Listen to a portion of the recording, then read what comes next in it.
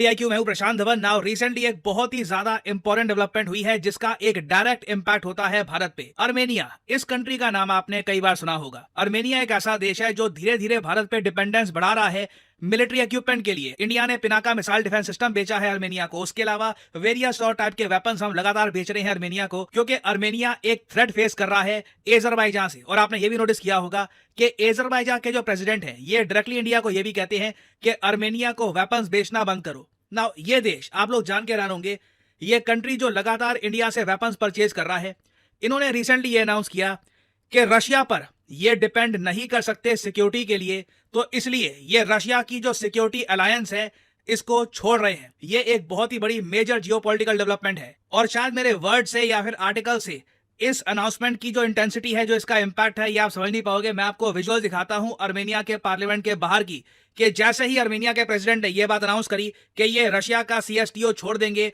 Russia की security से बाहर आएंगे, ये दृश्य था अर्मेनिया के पार्लियामेंट के बाहर। यहां पे आप देख पाएंगे।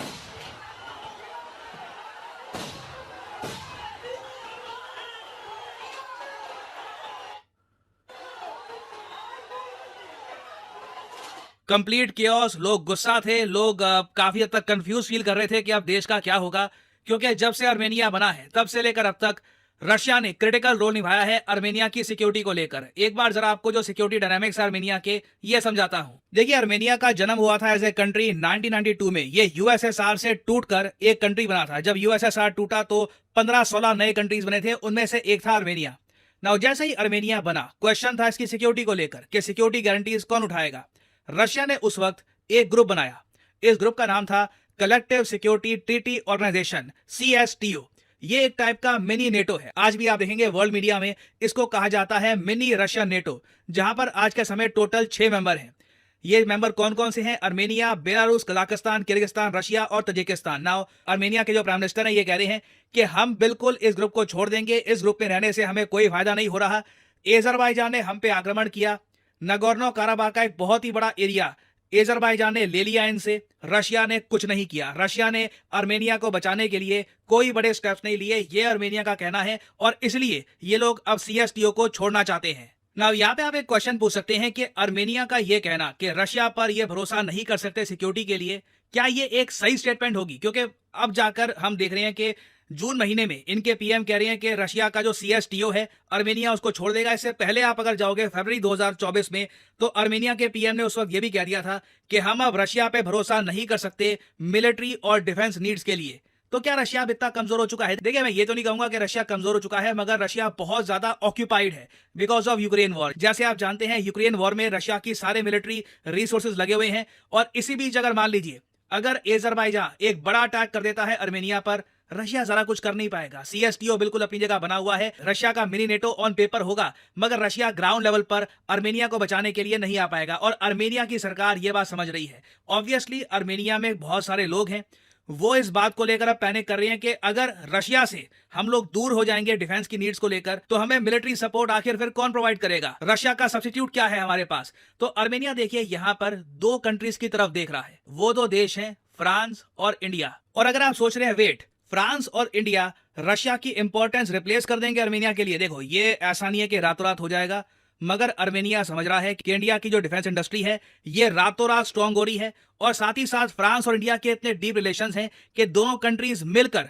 एक अंडरस्टैंडिंग डेवलप कर सकते हैं कि अर्मेनिया एक ऐसा देश है जिसे हमें मिलिट्री इक्विपमेंट प्रोवाइड करना है ऑन अ रेगुलर बेसिस। तो इसलिए फ्रांस, अर्मेनिया, इंडिया एक यूरो एशियन स्ट्रेटेजिक अलायंस हमारे सामने आ रही है। और जिस तरीके से इंडिया लगातार वेपन्स प्रोवाइड कर रहा है अर्मेनिया को, अर्मेनियंस को इस बात को लेकर अब कॉन्फिडेंस आ रहा है कि इंडिया से इन द फ्यूचर ये लोग ब्रह्मोस मिसाइल जो फिलीपींस ने परचेज किया है, तेजस फाइटर जेट्स, आकाश मिसाइल डिफेंस सिस्टम, फ्रांस से बहुत कुछ ये परचेज कर सकते हैं और ये लोग अपनी सिक्योरिटी खुद मैनेज कर पाएंगे। क्योंकि आज के समय देखिए अर्मेनिया का नंबर 1 गोल है सर्वाइवल।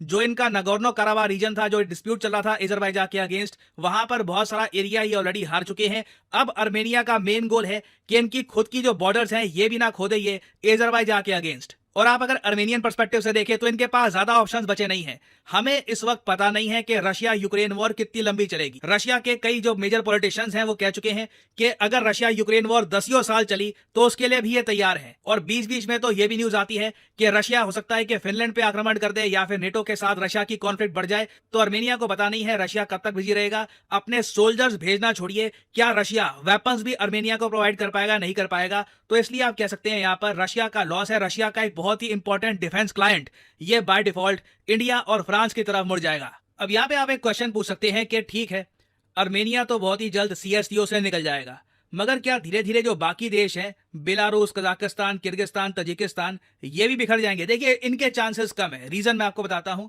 क्योंकि बाकी जो देश हैं, बेलारूस का तो भूल जाइए। बेलारूस लिटरली आप कह सकते हैं एक यूनियन कंट्री है अलॉन्ग विद रशिया। दोनों को एक सिंगल कंट्री ही आप मान के चलिए। दोनों के रिलेशंस इतने ज्यादा डीप है, तो बेलारूस कहीं नहीं जाने वाला। फिर मैं बात करूं अगर कजाकिस्तान, किर्गिस्तान, तजिकिस्तान की, इन कंट्रीज को किसी और कंट्री से कोई थ्रेट नहीं है। तजिकिस्तान पे कोई आक्रमण नहीं करने वाला, अनलेस मान लीजिए कल को हाइपोथेटिकली स्पीकिंग चाइना बहुत ज्यादा अग्रेसिव हो जाता है, इन कंट्रीज को अटैक करना स्टार्ट कर देता है, तब तो बाय डिफॉल्ट इनको इंडिया की तरफ देखना होगा। तब एक और अर्मेनिया जैसा केस सामने आ जाएगा। बट अभी के लिए जो बाकी कंट्रीज हैं, सिंस उनके सामने एजरबाईजान जैसा एक थ्रेट नहीं है, तो वो कंट्री सीएसटीओ छोड़कर इंडिया, फ्रांस या फिर किसी और कंट्री की तरफ नहीं देखने वाली। तो ये इंडिया के सामने मैं कहूंगा एक गोल्डन अपॉर्चुनिटी है। अर्मेनिया को रेगुलरली डिफेंस इक्विपमेंट प्रोवाइड करके इंडिया अपनी एक आप कह लीजिए रेपुटेशन बना सकता है as a stable provider of military equipment. ये इंडिया के मिलिट्री इंडस्ट्रियल कॉम्प्लेक्स के लिए एक गोल्डन अपॉर्चुनिटी है। देखना होगा कि इस अपॉर्चुनिटी का हम बेस्ट यूज कर पाते हैं या फिर नहीं।